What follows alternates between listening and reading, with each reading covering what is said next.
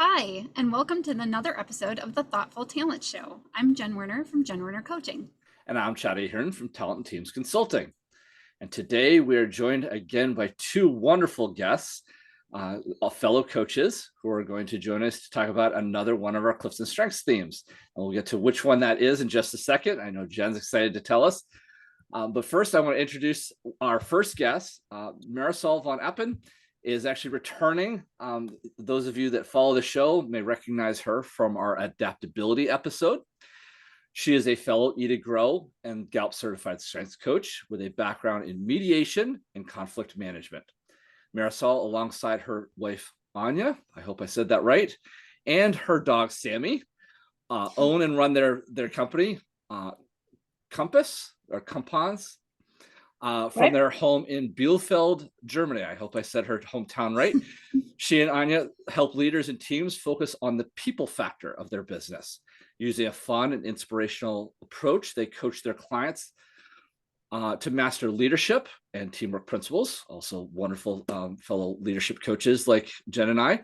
Marisol's background in the shipping industry and food-focused television, even working for the Food Network, helps her bring some unique perspectives to her work. Welcome back, Marisol. Thank you so much for coming back and joining us. Thank you very much for having me, Chad and Jen. It's Wonderful. Good to have you back. Thank you. So it's my honor to introduce to you Katarina Razmovski. And Katarina, while she is our success coach for Chad and me at Eat to Grow, which you've heard lots about because we talk about these Eat to Grow coaches. So Eat to Grow is a software that enables companies to offer strengths-based development to every employee. She is also the head of strategic partnerships there. She has legal and HR background and has been a Gallup certified coach since 2018. So Katarina leads, manages, coaches, and supports some of the biggest strengths-based transformations and initiatives regionally for her and globally. I mean, she's touching all of us here in the US too. So she's dedicated to helping coaches and organizations build thriving cultures through strengths-based approach. Katarina, remind me where you are. I am coming to you from Ljubljana, Slovenia. Nice. Welcome. Thank you for coming on. Thank you so much. Yeah, we've got truly international today. Both our guests this time are international. Yes. Wonderful. It's fantastic. So before we dive in, I want to talk to you. We're here today to talk about the wonderful CliftonStrengths Talent theme of Arranger. And before we get to the description of that, can you both remind me where this falls for you in your top 5? Katarina, for you? Number 1. Number 1. And Marisol, for you? For me, it falls in number 4. Fantastic. So now knowing where that falls for them, Chad, I believe this is my 24th, so it's not so high for me. How about for you? It's just outside my top 5. It's number 8. So it's within my top 10, and it's one that I'm becoming more aware of, which is interesting. In the last couple of episodes have touched on a few of my 6 through 10. So this is another one of those that I'm accessing, but also learning a lot more about, particularly as we've done this series. Yeah, right. Starting to use those spices more often, I bet. Yes. Okay, so with that, let's start off with the short description from Gallup for the CliftonStrengths Talent theme, Arranger. Sure. So Gallup defines this theme as follows. People who are exceptionally talented in the Arranger theme can organize, but they also have a flexibility that complements this ability. They like to figure out how all of the pieces and resources can be arranged for maximum productivity. And I know, given that we have talked to these two wonderful individuals before, that they are going to have plenty to share about maximum productivity. I think it's wonderful. So, as we've started pretty much all of our episodes, we'd love to start to get a sense of how this theme operates kind of on its own. We know as coaches and anybody that's, beginning to understand strengths-based development that our talent themes don't necessarily operate in silo, but for the benefit of our listeners and for the start of this show, I would like to sort of dissect just this theme. We'll get to some wonderful theme complements and dynamics here in a minute. But Katarina, I want to come to you first and just ask you kind of, how does this arranger theme show up for you personally? Are there behaviors that those around you would recognize, or maybe even some of us coaches would recognize as being driven by your arranger talents? And maybe what sort of impact that has as you go through your life? Okay. Well, it's really it's something that I hear often is how do you keep your all the balls up in the air, and how do you keep so many things in your head? So this really kind of embodies that in one sense, but in the other, it's really my word that goes with arranger is efficiency. I use it every day, and everyone knows, like, whatever they see, if I'm frustrated about something, they see that, like, okay, this is not efficient for you and you're getting frustrated. And that is something that I see with in my daily work and personal life as well. But yeah, it's really to kind of showcase in real life. It just happened yesterday when a colleague and me were kind of doing, we had to merge two marketing documents together. And my approach was, okay, I'm going to print one and I'm going to print the other. I'm just going to arrange them like puzzles together and, make sense out of them, because that would make it more efficient. And, we're going to make the best out of this. And on the other side, I had a person who is high maximizer, high ideation, and she was going crazy because her train of thought was, okay, we don't even know if we have the right puzzles, right? And I was just getting frustrated, but by, okay, we do have the puzzle. How do we now, get them together in a picture? So that was like a really interesting thing to see, like really live. Puzzling everything together into making everything efficient, but at the end of the day, getting the maximum result. So that's kind of how it shows up. Nice. Wonderful first example. I love it, especially the recent example for you. Marisol, how does your arranger show up, and whether it's similar or different from what Katarina shared? I'm curious for you, how does this show up, and what sort of impact is this, or how does this play out in your life? Yeah. Some of it is similar. I was just thinking, for me, it's like from all of my top 5, it's, I think, the one that is most prevalent there somewhere, because it's my mind works organizing things and people around me. Like if there's anything comes up, I'm already like, okay, how can we arrange this? How can we organize this? Which pieces do we need to consider? Like at the moment, I'm here in Spain, and we had a week here with 10 friends. I wasn't even the host of the whole thing. But I was the one just organizing everything, and people look to me also to do that. Yeah. Because it comes to me easily. But it's whenever there's a new idea coming up, yeah, from whoever, then my mind is already, okay, how can we do this? This is my execution theme, the only one in my top 15, and that's basically how that shows up. Yeah. So you've mentioned to me before that you love putting together sort of itineraries and sort of almost the travel logistics of some of your, I know you travel around Europe a lot, and you seem to get energized by the travel aspect, or organizing who's going where when.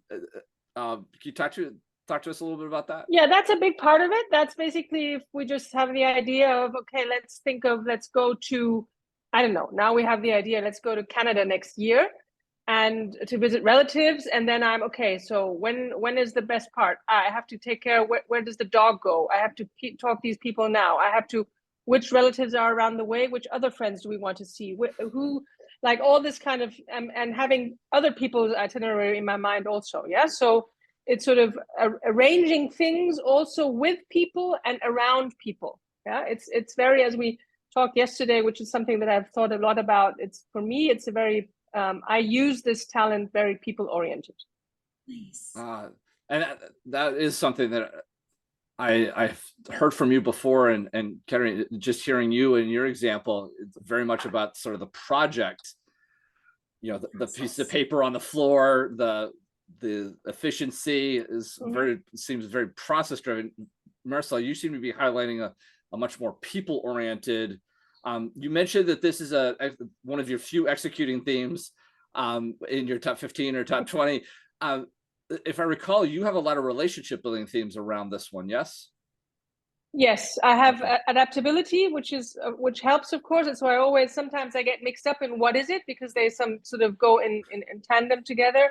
Okay. Both of them are very flexible themes, and my adaptability allows me to really adapt to people, also, and I have relator and I have connectedness in my top 5. So and right after that, I've got individualization and empathy. So it's a lot around people for me. Yes, I'm and it is also I have the productivity thing is that's mainly my productive theme, if at all, and it is of course also about efficiency, because of course I also think that I'm the best organizer and that nobody else around me does it a lot better. And it has to be also because I have maximizer in one, which is something that there I have the focus on more sort of having results without too much energy. So I don't like spending energy in vain. And if I organize things, I try to reduce that. Wonderful. For me and others. Yeah, for you and others. Sure. Excellent. Those are two great starts to this conversation. Thank you so much for kind of level setting us and giving us some wonderful examples of how this shows up in your lives. Because I think sometimes we talk about these as sort of great ideas, but to see them really in practice is wonderful. And I think the examples you've given are beautiful pieces of that puzzle of understanding what this looks like. I know Jen's just chomping the bit to ask our next question, because you've already started to highlight some of the pluses and minuses of this theme. Jen, do you want to take us to our next question?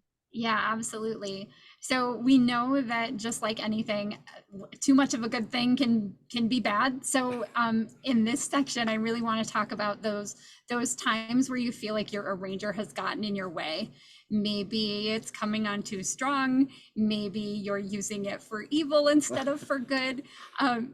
And Marisol, you've already talked a little bit about that too, but Katarina, I want to come to you first. Can you share with us ways you feel like your arranger maybe gets in your way? Oh yes, because it's my number one, and I lead with arranger. I think every day. It comes off more often than not. It transforms into a raw part, especially when paired with self-assurance. Like, yes, this is the way the puzzles fit together, and I'm 100% sure. And why would anyone ever in this world doubt that this is the only way to go forward? So the way this happens is I have sort of, it's not really a nickname, but they, in the office, my colleagues sometimes say that I'm a little bulldozer. And I do that because, in my mind, I am a few steps ahead of, when I'm arranging things, I might get a few steps ahead of myself and what I communicate. So it might be that I just don't communicate certain things, which means that people have done other stuff. And I'm like, no, but we're already, on step 3, while someone is already still on step number 1. And then I bulldoze over what they've done. And so that's what happens. And when I pair this with my relator and harmony, I'm like, okay, now I've caused a conflict and a frustration on the other side. So I've hurt someone, and then it doesn't make me feel good, obviously, because I hurt someone. That it doesn't feel good to be on the other side of a bulldozer. That's not a pleasant feeling. So No, nobody's standing in front of bulldozers. Last I checked. Oh no. But yeah, it's really something that we've kind of have this. It's an endearing thing, but it's a sign for me when someone said, "Hey, you bulldozed over me here." it's a sign for me to, hey, okay, let's stop and see where I'm at and kind of what I've done, and kind of have that conversation on how we can align and move forward better together. So that's kind of Thank how it you. happens. Thank you so much for being vulnerable and sharing that. I will 100% say I am on the bulldozer train. Also, my activator and achiever together will regularly bulldoze people if things aren't moving as fast as I think they should. Also, very hard to rein in when you know what you're supposed to do and we know how to get there. So I appreciate you sharing that like that angst that you go Metaphor. through. Yeah, and that metaphor of the tiny bulldozer. Hopefully it stays small and not big and we just plow everybody over in our way, right? Yeah. Marisol, how about for you? What are some things you've noticed? Yeah, I can relate to that bulldozing theme more. I think I was to me when I was younger, and I never understood what they meant, but people sometimes would say I would come around or across as bossy, which I can relate to exactly to this, because it's like this thing of there something comes up and I start organizing, and in my mind organizing things and other people without really sort of involving them. The communication issue comes in there, because it's like there's not enough time to communicate, and it's in my head, it's clear, and it's like it's enough to, if it's enough to tell them the result basically. And whether it's with people, whether it's in family, with friends, and also sometimes also with partners, with working partners and so on. And even sometimes where we're not even the status, the stage of a project or a stage of something isn't even there yet, that one would normally, others wouldn't even start organizing yet, but in my head it's all done already. So really that can be something. And then with the years, I made the experience really of feeling or seeing how this also leads to disempowerment of others. That on the one hand, it's because everything is basically taken care of, people around me are frustrated that they're not heard, that they're not seen. And I get on the other hand get frustrated at some point, because I think, why can't they just sort of also contribute? But they don't contribute anymore, because when I start doing things, there's no space for that. So becoming more sensitive to that kind of thing, and knowing and appreciating other people have ideas too, sometimes even better ones, although that's of course a very a bitter pill to swallow. But yeah, so that would be that's something that I can completely relate to. And it's really because it's like this, there's not a pause in this. It's like this natural, instinctive, as if there's a switch on. Yeah. Oh. And my learning has been to be more, have that breathing in between. Like, is it really now appropriate? What is appropriate now?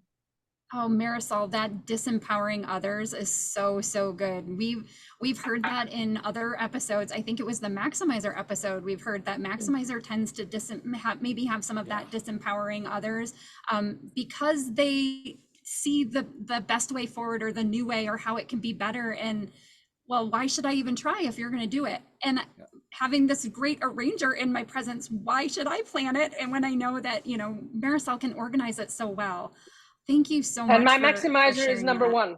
Oh my goodness. Number one too. So that good. makes it even more Oh difficult. yeah. Oh, absolutely. Yeah. Oh, and I love that you brought in the mixture of whether it's for friends or family or colleagues, because Katarina, you and I in our talking before, you've explained some things about how your maximizer is different when you're working with your kids versus working with your colleagues. Can you share more about maximizer that or with her us? arranger? I'm sorry, her arranger. I'm sorry, Okay. got maximizer on the brain. Your maximizer. I'm sorry, your arranger. Again, see, now I got maximizer on the brain. Yeah, your arranger is different for your kids. Yeah, it reminds me. It was an association to what Marisol said, really, about this empowering, it's you know, you do tend to treat your kids a little bit differently than you do adults, Right. because you know, you still see them as, okay, they're evolving, and you approach them in a different way, right? But at the same time, because you have these experiences, right, and you know, pairing it with a ranger, and obviously, you know the best way forward and how are you going to do things. What sometimes happens is that I have the urge whenever, you know, my daughter, she's 6, and you know, she's becoming her own person, and she has ideas, and she can articulate you know, her own thoughts and ways forward, right? And you want to encourage that. um so it's easier in that way for me to say, okay, what would be your suggestion to this you know, challenge that you're facing? But at the same time, I still have to rein it in a little bit, because you know, together with my activator, I see the solution, this is the way forward, let's go, you know, in that. But it does help me, yeah. It does help me though. And you know, when we were talking about before, to me, a ranger, what helps me is having the rails, you know, on each side. And I take this metaphor towards my kids as well, is like, okay, these are safety, that's a safety net, and that's my ranger. And you can play and learn between, you know, in this area on your own, and I should encourage that. And if I have that, or if I give them that, I don't have the urge as much to give them the solution. But if I don't have that, or if I'm frustrated, or if I'm tired, or you know, whatever's happening, I tend to give them the answer. And I have to kind of go back to, you know, thinking, okay, you have to be a coach, and what would you do in this situation? What do you think? Yeah. But yeah, it's that mental shift that we have Mhm. with you know, adults. We know we need to approach them in a coaching perspective, but sometimes with kids, we don't necessarily treat them as equals, and we don't necessarily ask, especially 6-year-olds, for an opinion, but they value that. And I, you know, I learn so much from that, and just Yeah. approaching it that way. Oh, I Just love as this. grown-ups also value that. Yeah. Yeah. I know, right? But Oh, But you but then she doesn't get to be her little, you know, own bulldozer, just do her own right, thing. She has to, you know, consider other people and right. consider other processes. And yeah, I feel you. Carrie, just I, as you're talking, I came back to some things I shared with Jen in our responsibility episode, just about what we expected, what we don't expect of our kids, and how we should approach them. I relate at that time that responsibility, I often think, you know, they should be more responsible, they should know what to do. And actually, almost not the opposite of the disempowerment, but almost like, well, shouldn't you know, like, you should be responsible for these things? And I'm sensing, or you know, hearing sort of an undertone of a threat of, well, shouldn't you know how to arrange this stuff? Aren't you, you know, wise enough to put these things together? And so I can relate in that respect. So I feel you and I hear you. And she's making faces at all of us parents. You know, oh, just get it together. So And I yeah. love that you brought in the rails, the boundaries, the limits, because that's always really important. And I've loved like hearing it with the arranger. I never really thought of arrangers having limits or boundaries, and that you guys would just be like, you know, sky's the limit kind of thing. So it's great to hear you say that that's important to you in order to stay on track. Yeah. It is. It's when you do have those rails, because sometimes in life you don't necessarily have sky is the limit, right? If you Right. work in a bigger organizations, there are rules, there are things you need to follow. But in order for me to thrive, it's okay, give me the rails, give me the boundaries, and then give me the freedom to move within Mhm. this space. And Right. Yeah. it is challenging for me, but in a very good way. And I thrive on, you know, that efficiency and how to kind of move the puzzles together. Let's say in terms of project management or organizing a trip that has a budget, right? So now I have rails there, right? Mhm. Okay, I need to get the best out of what I have. And this is where it's challenging, but in a good way, if that makes sense. And Yeah. It does. It does. yeah. Yeah. So you're already going in the direction where I wanted to go, which is the next part, which is how does this theme really benefit your life, your work, those around you? Because I know it's amazing and that it does so many great things that people might not notice in the moment, that you've just taken care of everything. You've arranged it all. So Marisol, I want to come to you first with this one. Where do you feel like this theme really shines and has like helped you and benefited your life in the most?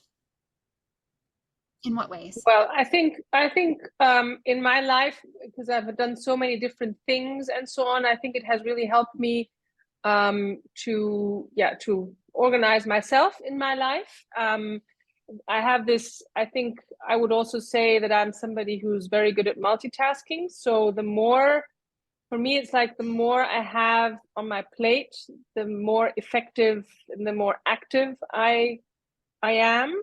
There's not enough on my plate. There's not enough to organize. Then I sort of fizzle out a little bit. So, and the more complex, the more I'm sort of I feel alive. I think the benefit also to me or others is basically this. There's hardly anything that can get me out of my calmness. There can be whatever happens. It's like, okay, what needs to be done to get like somehow like a little bit like the first aid person. So what has to be done now? Is everything fine?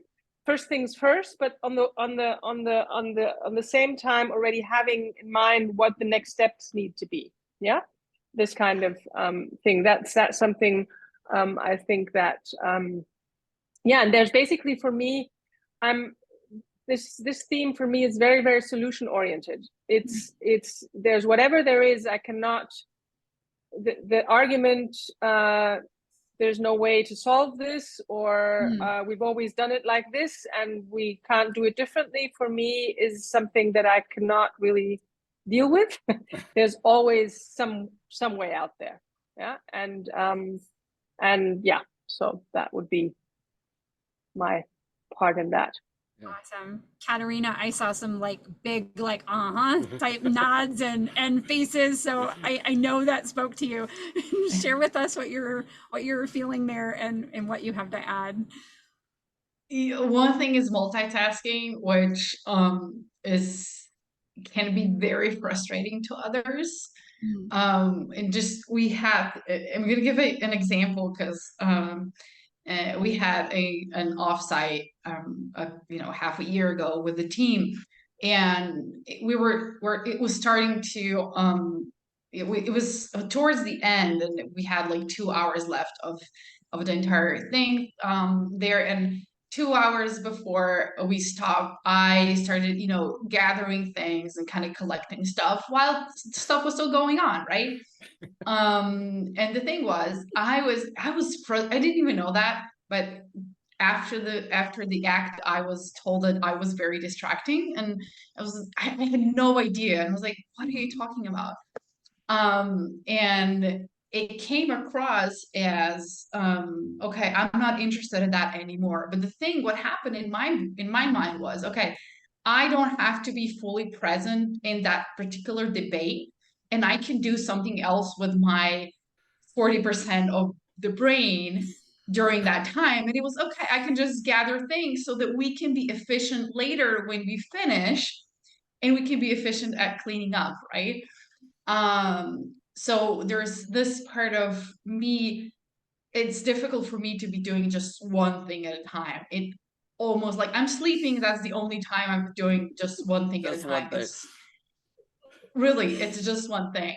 That's one thing, but in terms of what others and how others see it, is sometimes okay, we have to do this and that, and I'm like, yeah, half of that was already done, because I do it by the way, really, like at home. I would go from one room to the other, and would just pick something up and take it to another room because I was on my way there already. So for example, I don't feel like I have to clean all the time because I do it by the way, as I'm doing something else, right? So it's really lots of that, just holding the balls and just doing things by the way. And, it's efficient for me, really. It's just about that. But yeah, the multitasking thing, Marisol, as you said, I can't do just one thing at a time.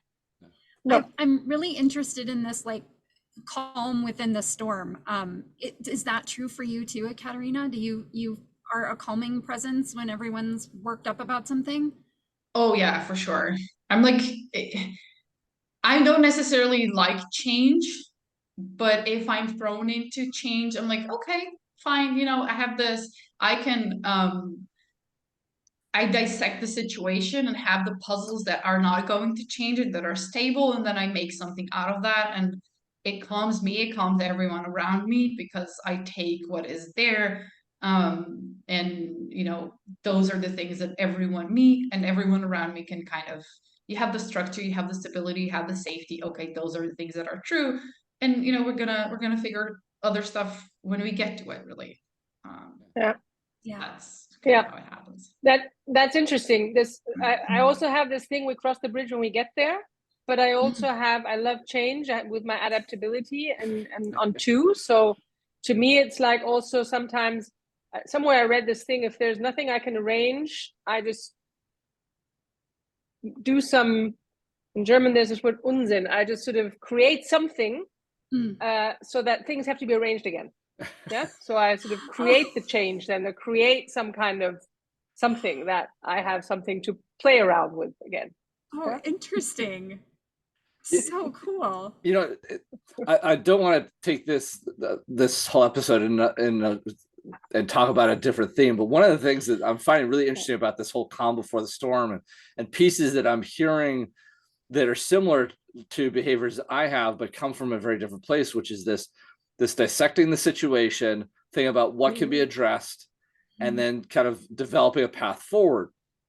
And Jen and I have had this conversation before about, I've got deliberative and harmony in my top 5, and those are two that drive the same sort of behaviors, of thinking, okay, or what are the pieces out in front of us? How do they need to be addressed? How do they need to be, in your language, how would they need to be arranged? Mine is, how do we get over each hurdle?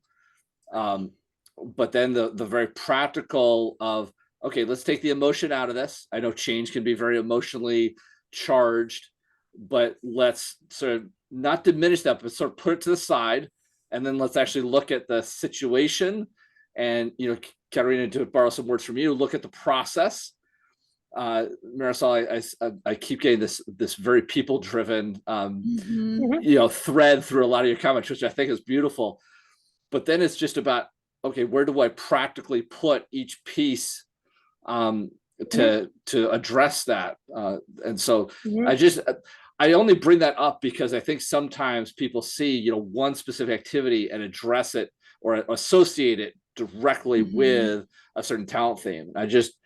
I think it's wonderful that you're highlighting what this theme brings in terms of calmness, and you don't get rattled. The change is okay, but that comes from your ability to lean into your arranger themes in a really positive way, and yet it can still be something that is also demonstrated through some other themes in a really positive way. And that's why I guess I highlight it, because a lot of people make that risk of associating one to one. There's a one-to-one relationship. Oh, this behavior is associated with this theme. So anyway, it was also just my connection to what you're saying is I'm loving it, and I can associate with it, but I'm coming at it with a very different lens. Yeah, it's that like deep why that's in the background, right? What's driving that behavior? What is our purpose in that? With deliberative, we're looking at the risk and making sure that we're not going to like fall into a hole. Whereas a ranger is coming from a place of efficiency and a specific different like background why. And I love that. Thank you for spotlighting that, Chad.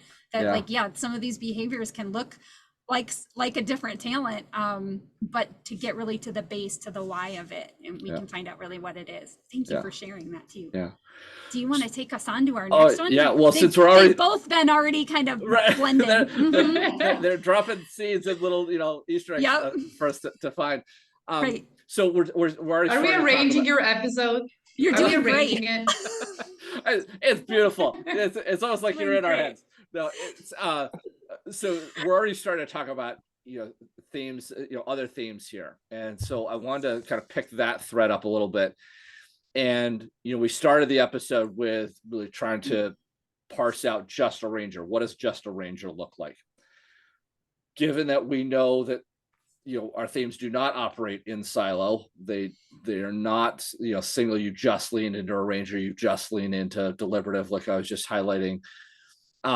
I want to bring other themes back into the conversation, and so in two ways. But first question, and again, I'm going to come to Marisol first with this.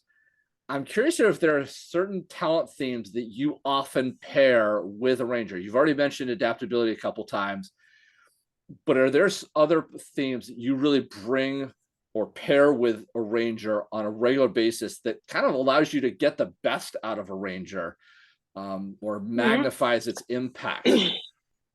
What themes are coming to play?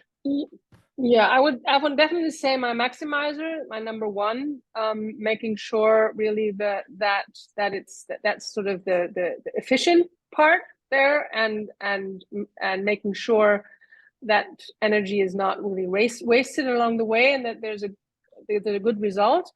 And adaptability, I already said. I think connectedness is also very strong here, because it makes me see very quickly on the one hand, which parts are still missing, or seeing where's something missing there that has to be somehow sort of close the gap there.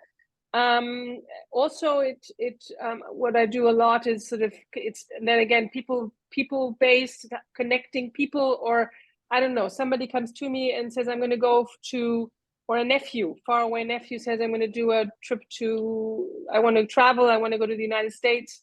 In my head, I already say, okay, you can go there, yeah, and I'm already calling the people to organize it for him or her, yeah.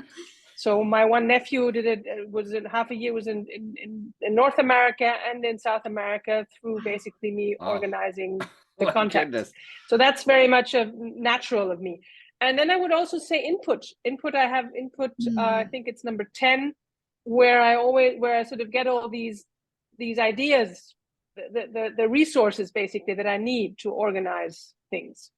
That's, I think, what I would say. So input is kind of your stack of puzzle pieces on the side, and then figuring out which puzzle piece you need to bring into the image. Exactly. Nice. Exactly. I love it. So you shared that this was your only executing theme in your top 15. Is that right? 15. So yes. So do you lean on others or other talents in order to really get things done? Mostly power of two, my wife. And it's, to me, it's basically adaptability, this thing of, I get things done under pressure. In the here and now, when there's pressure, then I get sort of going. And finishing things off is really something, because I have a lot of I have a lot of thinking themes. They're not in my top 5, but they're all then below that.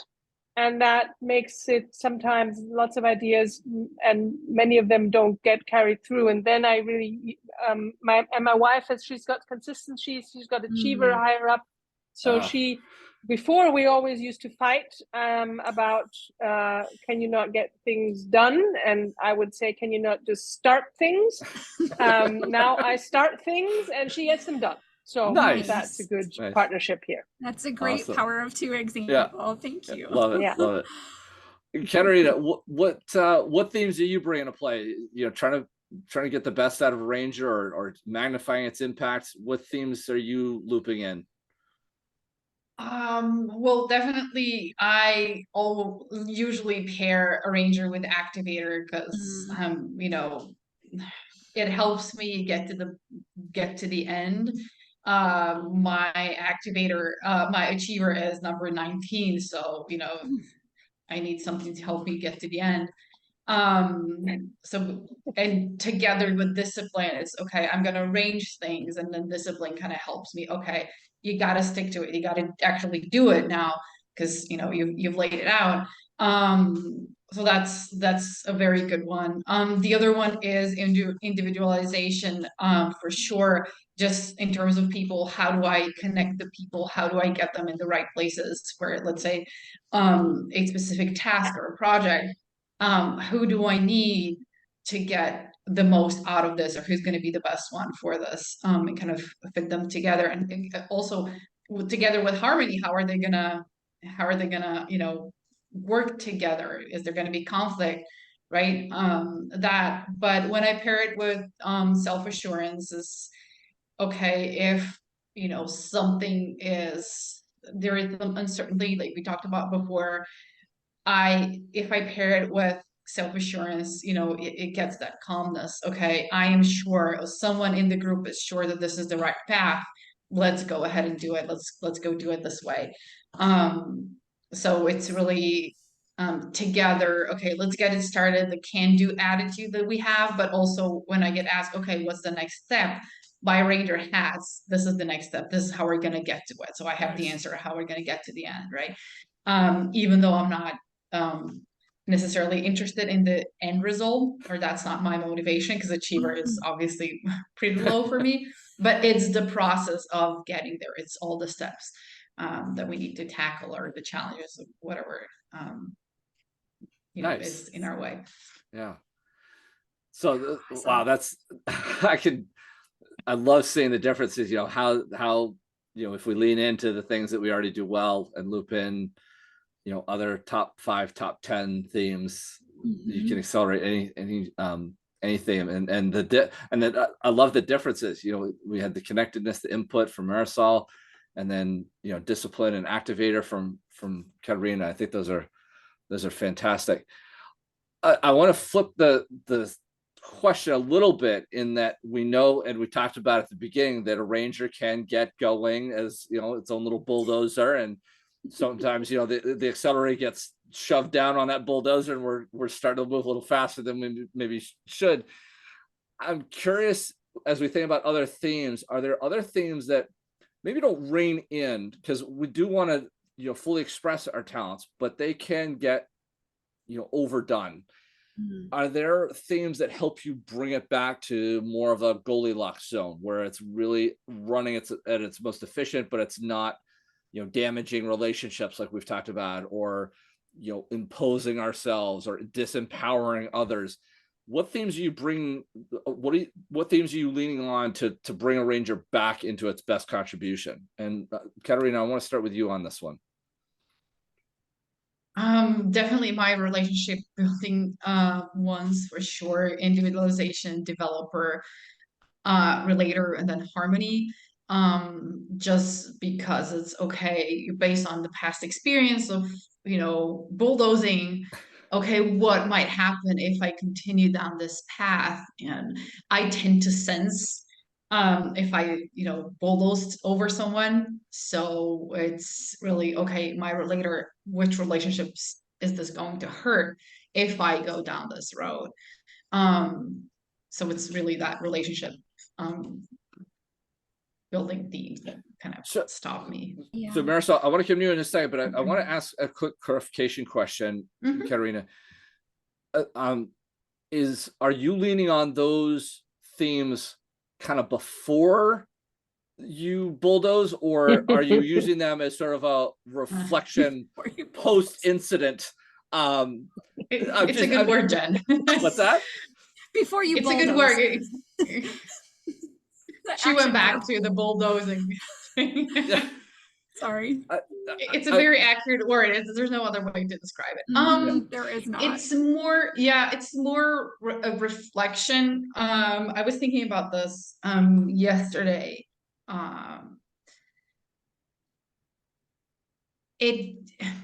So the individualization would be, okay, have I so that one, I think, is the one that would stop me before. or the one that stops me before, because it's like, okay, am I getting the best out of that person, or am I really helping that person shine in this, in this setting where I'm putting them in, right?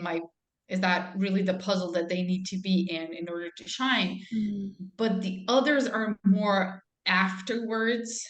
Okay. Okay, so what have I done? Okay, okay, I got to go back. I got to fix that relationship because I bulldozed over.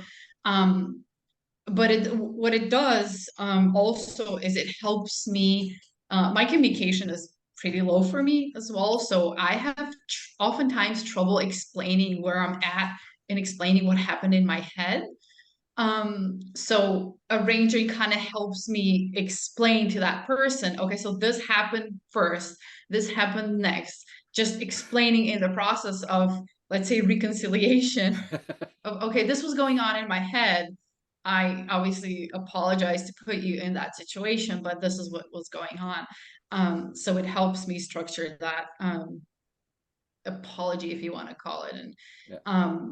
again, it helps me structure the steps so that the next time it's easier for me not to do it, because I'm going to recognize the pattern Got it. Okay. that's not efficient That's at the end of the day, because I'm going to have to go back and fix it if I do Right. it the same way I did Yeah. the You have first to time. keep fixing and Um, fixing and fixing. Yeah.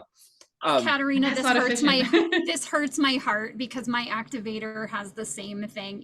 Like my responsibility or my relationship building themes are like in my 5 through 10. I have relator and consistency. My relator is the one that hurts the most. Like now I know I've hurt a really deep relationship, and then I'm like, oh, how am I going to get that back? So like like you having that activator just pushing, like it propels all of us forward. Yeah. It can get to be a runaway train bulldozer. So I so feel for you with that one. Right there with you. Thank you for Yeah. clarifying that, because I was kind of curious. The way you were saying it is it always seemed to be sort of a post thing. Now you got to go kind of restart the conversation, and just think about how others might consider how they get the best out of Ranger without doing all the post and recycle. I wanted to further understand that, so that others might help understand it. So Marisol, I did, as promised, I do want to come to you. What themes do you lean on to kind of maybe moderate or bring that arranger back into its best contribution zone? Yeah, I would say, I was just thinking about it. I would say it's also the maximizer, basically, really, as I said before, sort of thinking a little bit before, is this really the best way to do this now? And sort of, yeah, reining it down a little bit from being this automatic right away executing, just doing this. Then I think for me it's really also my relationship themes. And I was just thinking, like, it's also my I've got developer 11. I've got all these relationship themes, rather than really, which are something like, okay, let the others also do. And I think it's maybe also has been a process over the years that I have that I'm more conscious about it, and that I'm more conscious about it to leave more space for others. And yeah, that's basically, and a little bit more also the communicating thing. I think because that's often, I would say, the problem. The problem is not the arranging as such and the organizing, but they're not really talking to people and telling them which way you're going. Yeah. So and I can, and I'm using more of my ideation maybe also to do that. I mean, I've got communication very low also, but communication, sort of ideation and futuristic, that kind of thing of being more aware. I need to communicate and show and draw the picture. Where are we going? Got it. And then with having the relator connectedness, sort of pulling more other, sort of involving other people and their opinions and their points of view, which I have learned through the years are valuable, mostly. I was like, I love that. thank you so much for both being vulnerable, but also giving us some really concrete examples there of how Yeah. some other themes can come to again, not rein them in, but just help us moderate them a little bit so that they don't, over bulldoze or over disempower others. Um, so yeah, so thank you very much, Marisol, for that. Yeah, so I want to take us on to our next one, which is really about our experience with other clients or maybe other coaches, other people that we know that have a Ranger high. So in my experience, I don't know that I've seen anyone that isn't, about that efficiency. So what I'm hearing from both of you, you don't like doing things in vain. You like to, just get all the pieces together and move forward. It sounds very individual contributor like lens to it a little bit, and that might be because of that high executing. But I wondered if anybody else has any other examples maybe of different pairings with a Ranger that come out in a little different way. Chad, I think you had one, but I didn't know if Katarina or Marisol had any examples that a Ranger really shows up differently than the way you two have brought it to us today. Anybody? Crickets? I don't think so. Like if they were ever gonna change the names of the themes, they could change a Ranger to efficiency, right, Marisol? It's Yeah, but the organizing thing has to be in there. What's an organizer would be something organized. I don't know. Yeah. It's not to me. For me, as I said, to me, from my point of view, I think my efficiency comes more from the maximizer than from the arranger. So to me, the arranger actually is one of the names of the talents that to me just speaks and has this. I mean, basically says what it means. Yeah, with others, like it's sometimes a little bit more difficult. Especially when you get them into translation of German, which is then another whole story. But I have to, for this question, there's really, in my experience, it's a theme that is not that prevalent there. That's not something that comes up all the time. Somehow. Nice. I have to sort of maybe focus on a little bit more and see, but it's not that much. Like now, for example, so I'm coaching a team of 5. There's one person that has in the top 10 and so on. So it's not as prevalent here with the clients that I work with. Yeah. Chad, did you want to share your example? Yeah, and actually it's interesting. I think, Katarina, you touched on this a little bit at the very beginning when we were starting to talk about some of the theme dynamics and even how this theme best contributes, or actually I think it was sort of the darker side of how this can get going maybe in the wrong direction. So to build on what Marisol just said, this hasn't been particularly prevalent in a lot of people I've directly coached. What has surprised me is when I went back and looked at a lot of the people that have been in certain workshops I've been in, this is probably the 6th or 7th highest theme to show up in a lot of those situations. But there was one individual that stuck out to me that I did coach, and this individual had self-assurance quite high in his top 5. I think it was 2 or 3 was where self-assurance fell. And he also had connectedness, which we've touched on a little bit, and seeing the pieces and how they all kind of go together, making those connections sometimes before others had.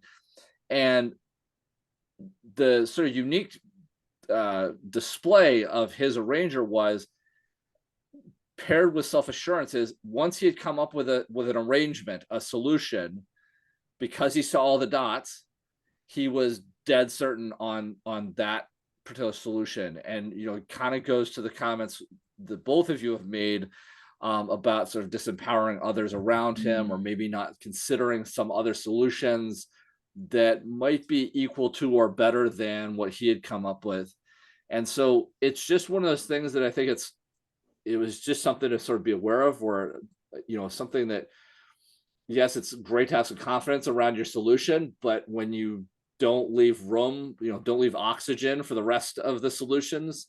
I wonder if that's something that needs to be addressed, and we did in this situation coach a little bit around that, and he started to see the opportunity in opening up that space for others. But it's just something that I guess to be aware of, with that self-assurance and being overly confident in a particular solution.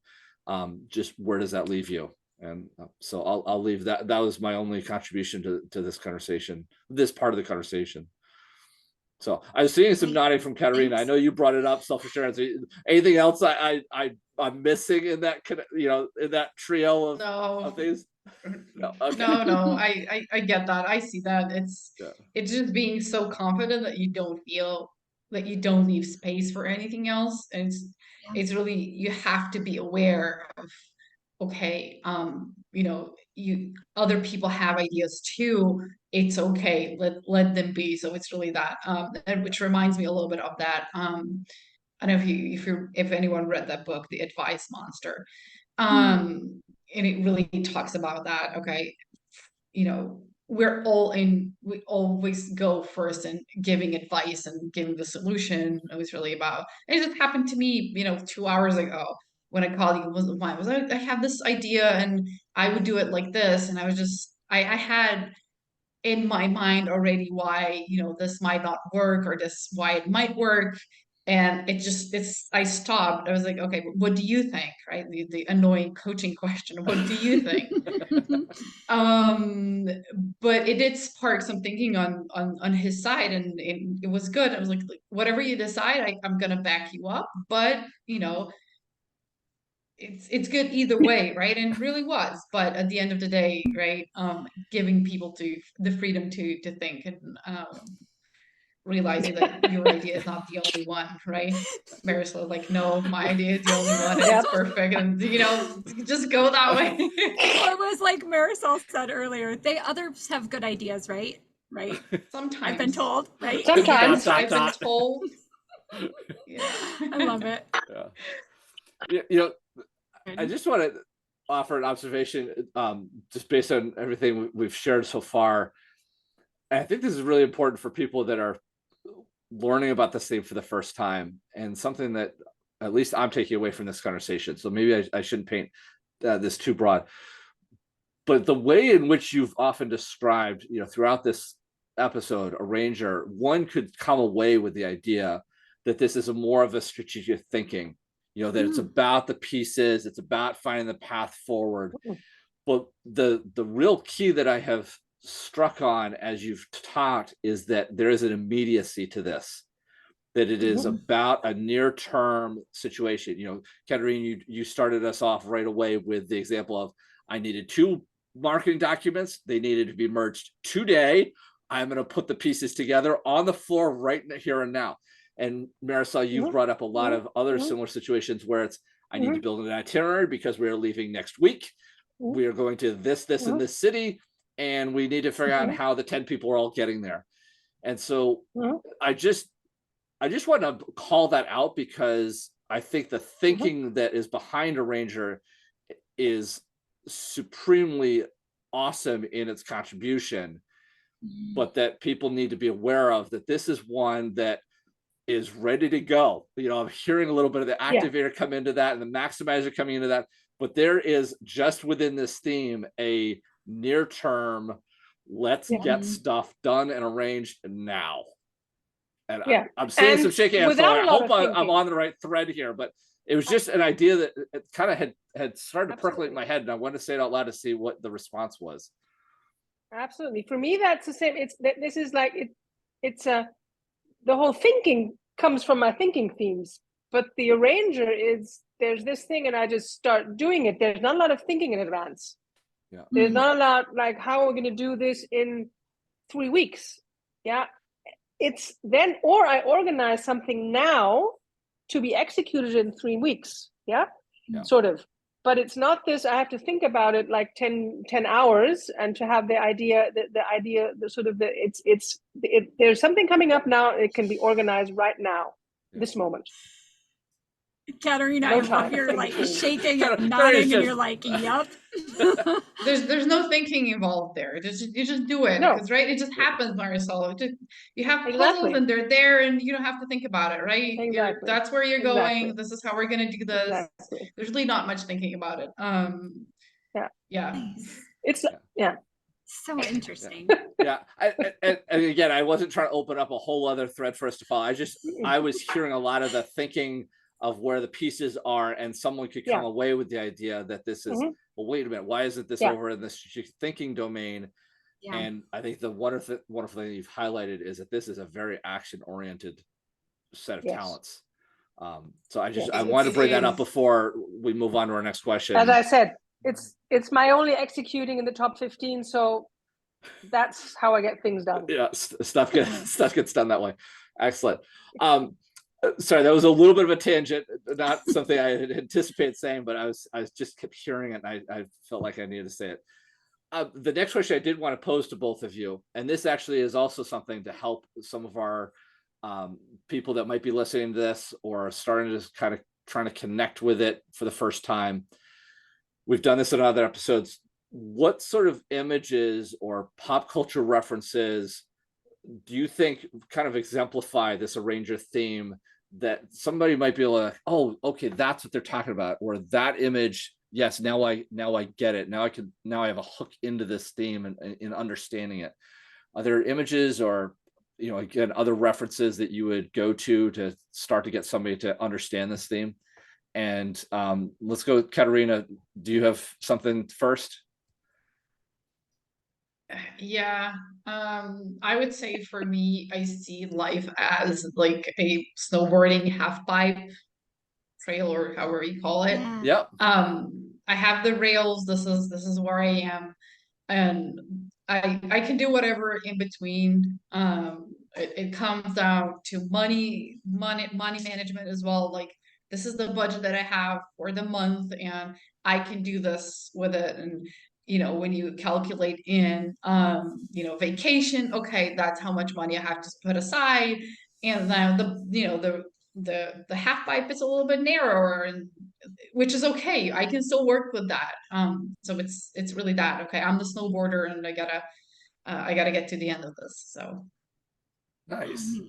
Nice, good one. Marisol, what about you? Well, I've got two. The one is the puzzle, and I was thinking of also the puzzle. There's the two the one is sort of that comes more from the connectedness, like I can see the missing piece. But that I've never puzzled. I started puzzling last winter, and then I figured this is how I approach things. Like, there's this thing there, and then I just start doing it. Yeah, it's not about me sort of thinking like, how do I just start? And then if it doesn't work there, I just go somewhere else. And if I don't find pieces, I go away and I come back. So this is the one picture. And the other image I would say that came to me yesterday was something like, now I know the English word, thank you for that, is a switchboard operator. This idea of, somebody calls, and then things have to be, you have to put these, how do you call it? You're better in that language. So you have to put the pins for the cords. You're moving the connections exactly. around. You got to put exactly. Yeah. So that so that that one person can talk to the other, and this kind of thing. So this is sort of how do I arrange it that these things work. Sort of, that's a picture that came into my mind yesterday. Nice. Jen, what about you? I think for me, because it's so low, I've always thought of it as very process driven, and that's probably coming from my executing themes, but more of like an organizational chart. So like each piece is in its perfect spot, and they know like where to go to get like the next thing done. So it's like that efficiency part comes back into it, because like your way up the ladder, or however you need to get things where they need to go. That process map. Okay. Cool. And as this is my number 8, I wanted to bring in an example, and I think it ties into some of the things you said, especially about that immediacy. Is often in movies, there's like a bridge will appear almost as the character needs it. There's a great scene that sort of exemplifies this, and it actually builds on something, Katarina, you shared. I think you touched on it today, but I know you've touched on it with some other conversations you and I've had of using existing materials. So there's a scene in the movie Free Guy with Ryan Reynolds, and not to spoil the end, I don't think this is a spoiler, but there's a scene in which he's obviously living in a virtual world, and the coding takes a building and then morphs it into a bridge out onto the ocean. And so it's using those existing pieces, but rearranging them in a new way to be successful in helping him get someplace. And so that was the image that kind of came to mind as I've been reflecting on this this arranger talent. Neat.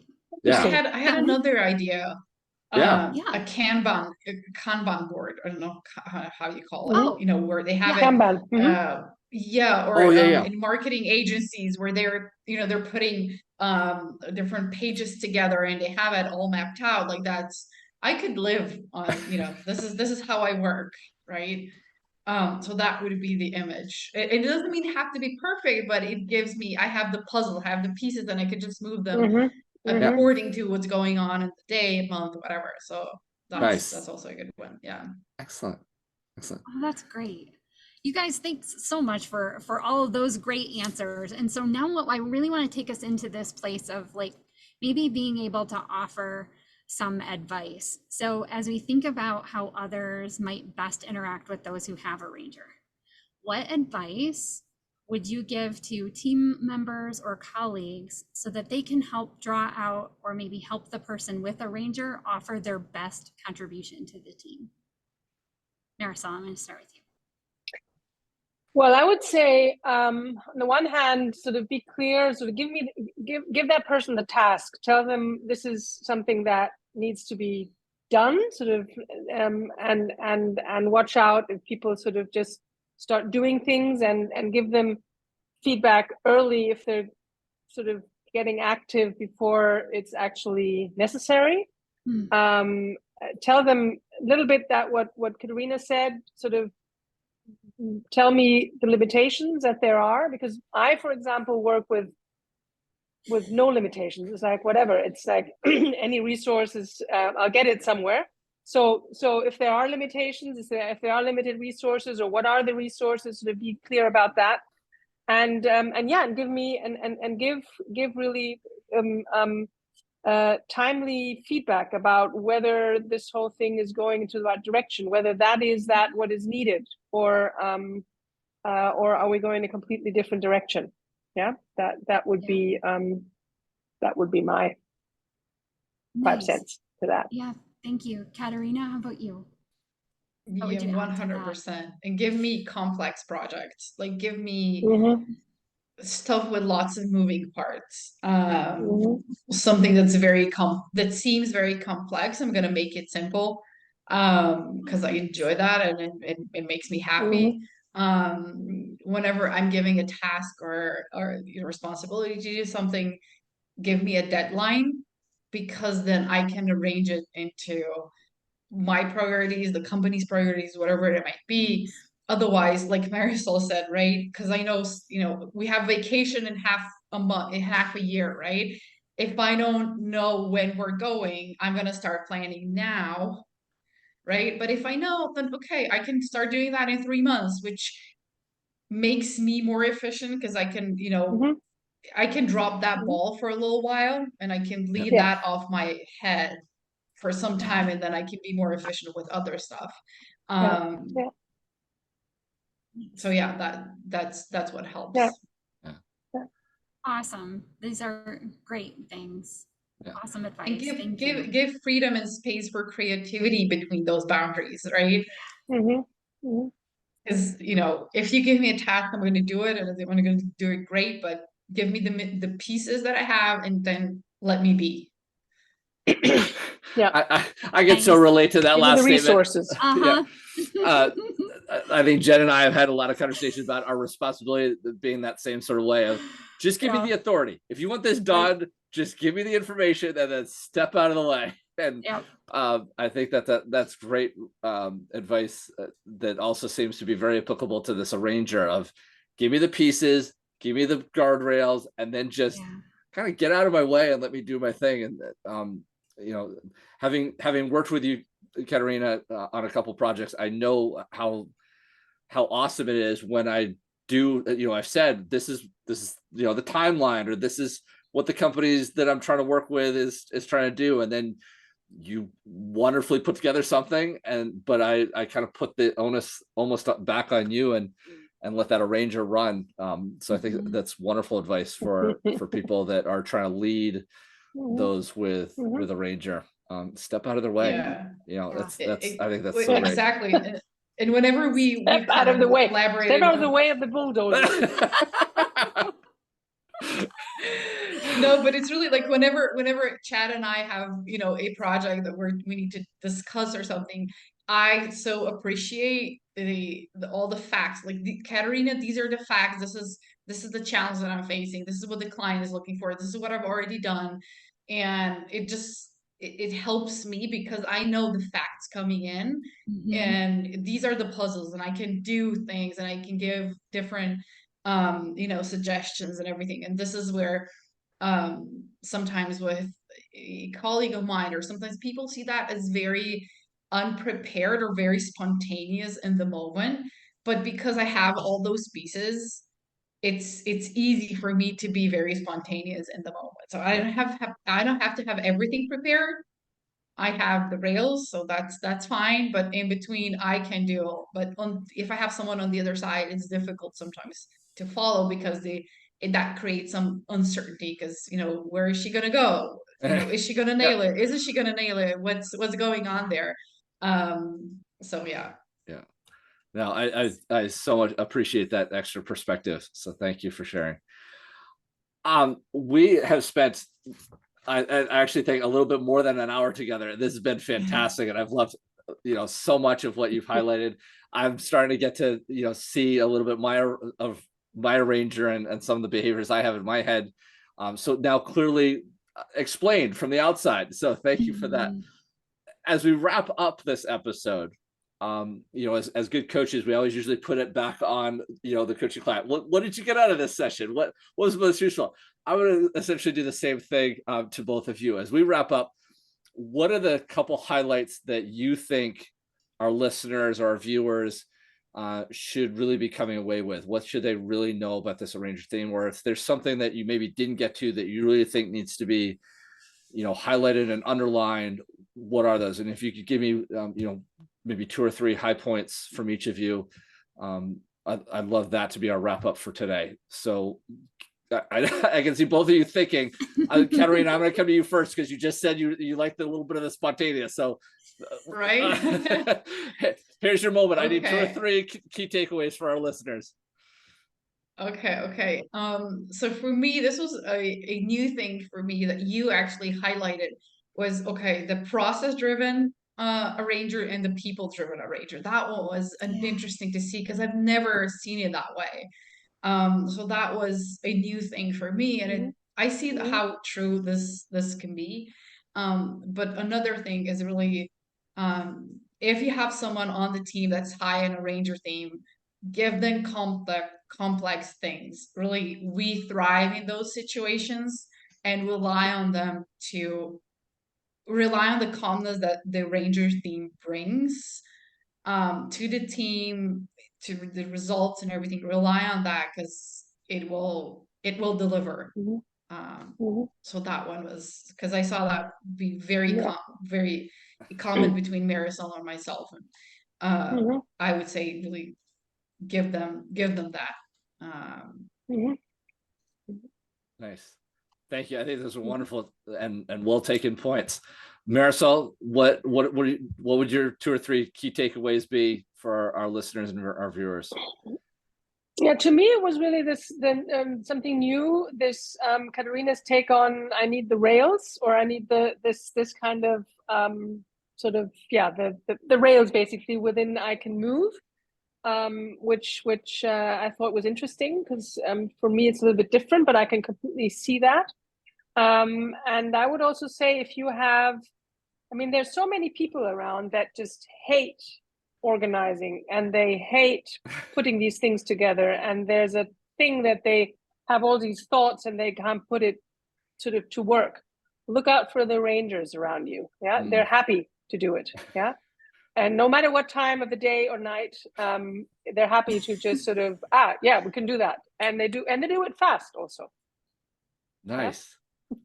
4 wonderful key takeaways from 2 wonderful coaches. Yes. Thank you so much for your time. This has been an absolute blast. I know Jen and I interact with you both on, sort of sporadic bases, but we're all in the eDeGer community and lean on each other. Thank you so much for offering your time and your perspectives to us and to our listeners too. Jen and I get to learn, but this is really hopefully something that others will be able to use as a resource to understand themselves, or maybe understand a peer, or maybe even a spouse that has a ranger. So I just want to say thank you. And I'm going to transition a little bit to speak to our listeners and our viewers. If you have liked this episode and want to hear more from Marisol and Katarina and the other coaches that we're going to have on, we'd love for you to join the conversation. Leave us a comment, leave us a review. I know the algorithm bots out there that move us to the top of certain lists are always happy when we get some feedback.